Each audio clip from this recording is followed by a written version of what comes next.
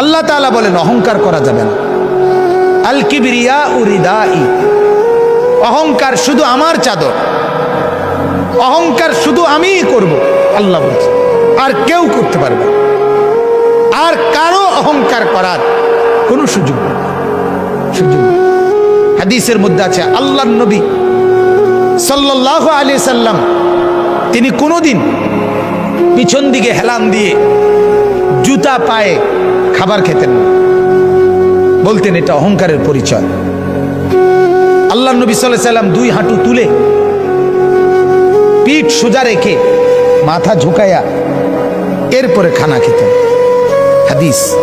এবং বলতেন আকুলু কামা ইয়াকুলুল আবদ, এক গোলাম তার মনিবের সামনে যেভাবে খায় আমি মুহাম্মদ আমার রবের সামনে এভাবে খানা খাই।